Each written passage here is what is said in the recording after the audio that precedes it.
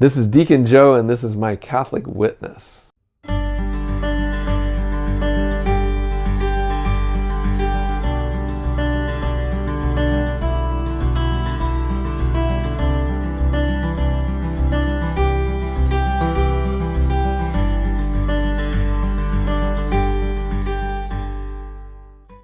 I'm Joe Sullivan. Actually, I'm Joseph Mary Sullivan. I'm the oldest of 13 kids. I worked in chemical sales for a few years, 6 years. And then I worked for the gas company for about 34 years now. So I've been in that end of things. And I got married straight out of college. And my wife and I have 3 kids.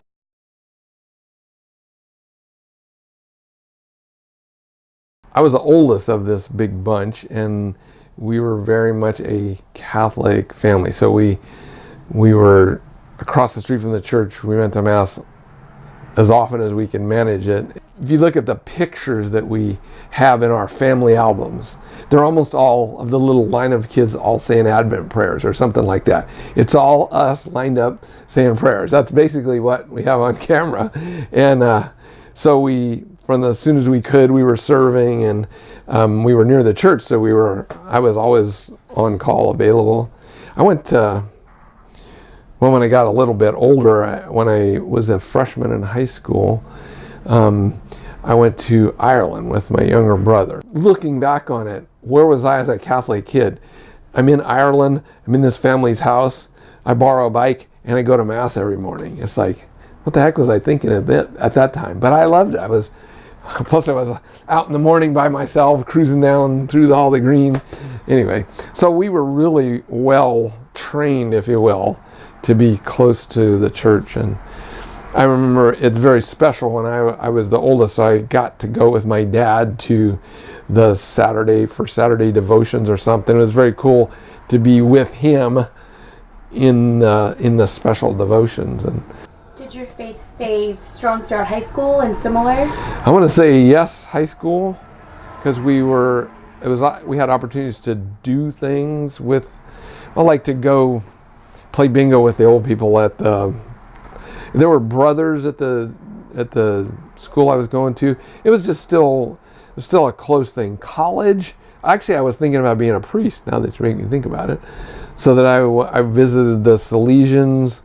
I was most interested in the Jesuits. I was reading about Francis Xavier and reading saint stories and very excited about all that. And I went to the Jesuits and said, hey, I'd kind of like to be a Jesuit, but they don't have a junior seminary like high school. They said, go to high school, go to college, and then if you're still interested, come talk to us. Well, by the time I was in college, I kind of forgot about all that, and I was wanting to get on with life, and I met my wife in college, and so as soon as we were done with college, we were married. And it was, I didn't think about being a priest again, but then here many years later, it suddenly kind of seems like the right thing to do to pursue the diaconate. So I would say early on, it's my mom and dad who took us with them always. Anything faith related, they were there, and we did stuff as a family. So, and a very cool thing I remember when I was older was serving with my dad. Oh, we were good too. We were smooth. Anyway, so we're just kind of proud to be who we were. And then I mentioned my uncles, but as I grow up, then I have sisters who are younger than me, but they're as we are adults, I've found they have influenced me, if you will, in their faith. And there are coworkers.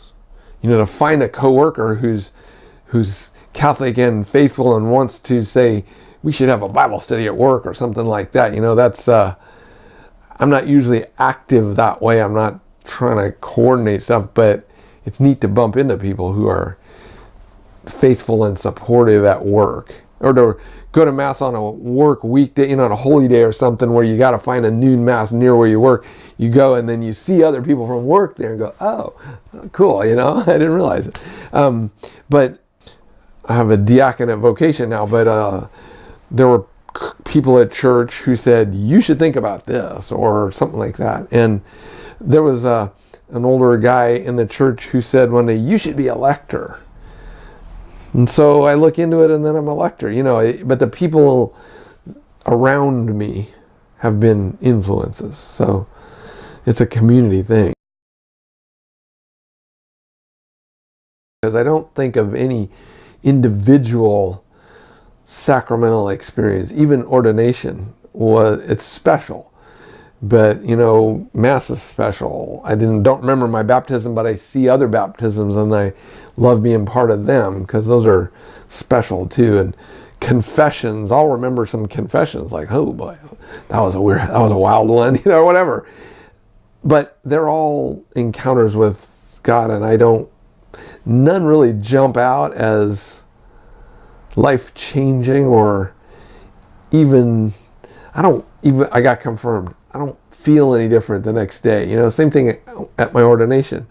Wonderful experience. The sacrament is wonderful. All the symbols and the commitments, everything is meaningful and wonderful, but I don't really feel any different the next day, So I encounter God and His love in many sacramental experiences, but also in other, like helping somebody or in sharing with somebody else a faith experience. Have you done any baptisms since being a deacon? Many, and I love them. That's a wonderful. How is it different being on the other side of actually getting to?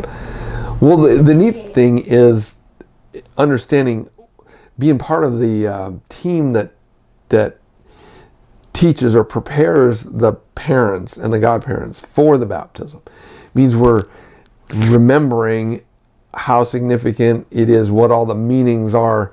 And so having talked with them about it, and then having them come in with their children, they're excited. They're, everybody who's bringing a child to baptism is stepping back in or stepping farther in. It's they all get, we ask them at the end, so tell me something you got out of today. And they're all able to say, boy, yeah, hadn't thought about this before. The domestic church, I'm ready to start praying with my kids, that kind of thing.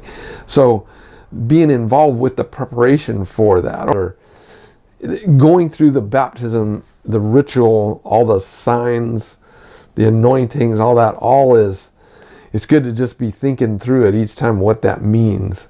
And then when I put on a white alb, I should remember, this is a sign of my baptism, and holy water at the door of the church. All of it is opportunities to remember baptism, because that's the interesting thing is I don't remember my baptism, and the danger for a lot of people is I don't remember it. It doesn't, what did it mean to me? It means a lot if we think about it and we get back into, well, what did I get there? The first outpouring of the Holy Spirit. Whoa, that's pretty cool stuff. So I like being on the side of with families at their baptism.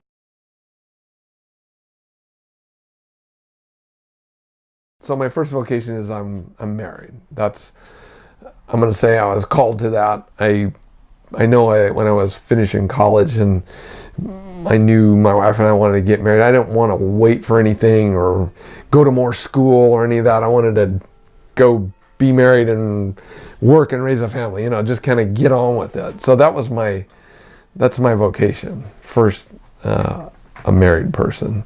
And I have brothers and sisters that are married. I have several that aren't married. It's, not everybody's called to be married. And the interesting thing, after thinking about priesthood a long time ago, it eventually became an option to serve the church as a deacon, which I wasn't aware of it. Vatican II was what allowed it, the kind of rebirth of the order of the diaconate as a permanent order, which we hadn't had that for a long, long time. And early when I had little kids, one of the deacons at church said, hey, you should think about being a deacon. I didn't have time to think about being a deacon. I had kids and work and all that stuff, so I didn't really think about it. But over a long period of time, kind of stepping slowly into Mass Saturday morning, and then discovering, because I went early to like have some quiet time before Mass, oh, there's a rosary going on before Mass. Okay, so I'll go to the rosary. Wait, I'm going to come early so I can have some quiet time. Oh, there's morning prayer before the rosary. So pretty soon, but you get drawn into basically prayer one way or another, and working with religious education or trying to help with confirmation kids or something. You get drawn in there, and those, I mentioned, those people influence me too, and everybody else's faith that you're close to that's really active in their faith kind of draws you in somewhere. And at some point it became something I realized maybe I could do or should discern. And because I do like serving people, we were going to mention the justice issues or whatever. Well, there's people who are disabled and in need of something, or they're elderly and they're shut in. It's like, I want to go visit. I want to go help. I want to play with the kids. I want to, just take people who are in need and try to help somehow. A deacon's called to service of the altar, of the word, and of the community. And our Deacon Frank said, as we're discerning, if your idea of a deacon is dressing up and being up on the altar, that's not it. That's not what it's about. We do bring the needs of the community to the altar, and we take the grace of the altar back, but it's service to the community that we really are supposed to be all about. So without any big moment, it seemed like that was a call. It fit. We discerned. I didn't get accepted the first time, and my wife and I decided, well, let's ask what the issue was. And they had a couple good issues. You're doing too many things. Okay, I can let go of some of those things. And anyway, so the second time around, we said, let's try it again. And they said, okay, we think you're ready. So that was cool. And then a lot of formation, and so those things are part of who I am as a Catholic too. I don't really remember what I was like before, So anyway, the vocation journey, I'm a married person, but I also now can serve as a deacon, which is a very cool thing.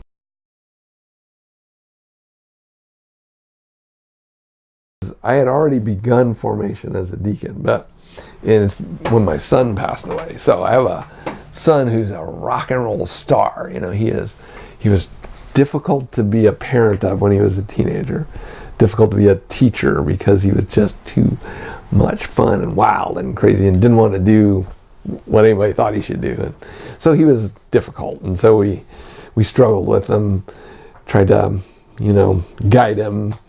Eventually said, Jimmy, you gotta go, and you need to leave the house until you're ready to, do things the way we think you need to. But it was very quickly, he was back as a kind of more relaxed and happy, and once he found his stride as a musician, his band got to play everywhere. That's what he wanted to do. So he played music everywhere, traveled the world, made albums, had a great time, and he turned out to be a big love kind of guy, just big hugs for everybody, and would stay up all night talking to his friends, whatever. I mean, he just turned out to be spreading some love around. But he was a drinker too, and so at one day he drank a lot, took something, didn't wake up the next morning. So devastating to the family. But as who I am, my first concern is he getting to heaven. That's what I'm talking to God about. That's what I'm worried about as a parent. It's like I need some assurance, and so the community was praying for us. Everybody we know, we got big families, and I should tell you about his funeral. We had the FBI people, the nuns, all his gangster music friends. It was quite a community. But everybody's praying for us and for him, right? So I know that God answered the prayers for us because I heard from people who I didn't know, or people that one particular guy, the only other guy I ever threw out of my house, that was a terrible influence, and he had been in jail a bunch of times. I mean, he got a day pass from jail to come to Jimmy's funeral, but he said, your son was the only one that came to visit me in prison. I went, oh, that's what I needed to hear. I mean, okay, I got you now. I'm going to trust you on this one because that's, I think, was the answer to the prayers. For all the prayers that were offered, it's consolation for the family, and we trust God for him. But I think I got that answer. And it was other people who'd say, you know, he did this for me, and he did that for me, and he's, if you will, he saved people. And so what we shared with Jimmy, with a lot of people, was this beautiful, different character, this big guy that I consider all those people a blessing to me. And so I'm going to say I encountered God and his presence in the community around us, in these kids and what we share about Jimmy, and just really remembering, that I said at his vigil, it seemed like he was afraid of nothing. But I think he actually was afraid like anybody else, but he didn't let it stop him, So what it gives me as I'll say I understand how big God is, that you don't have to be this way to fit in for him. You're part of his as well, even if you never go to church and you never do this and you act like an idiot all the time, or you're all tattooed and people think you're scary or whatever, that you might still be doing his work, That's a pretty cool thing.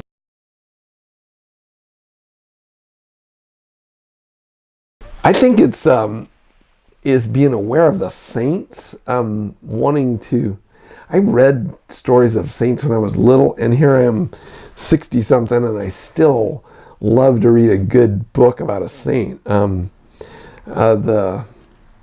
most recent one was Our Lady of Lourdes and her appearances to Bernadette Soubirous, I guess.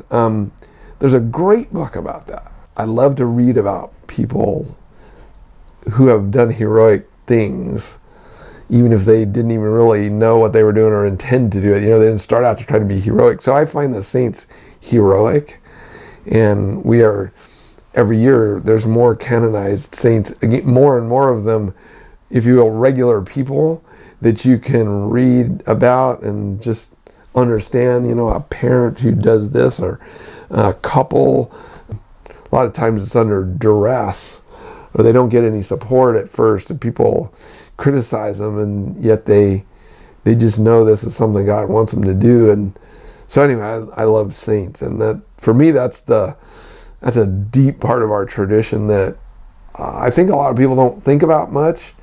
I think saints are people who show each one a way that you can serve God and draw closer to Christ. Yeah, they're ones who tried things that I might not have thought of trying, or they're examples of doing something when I'd be afraid to do it, and doing it, trusting God anyway. So they're all encouragement, I would say.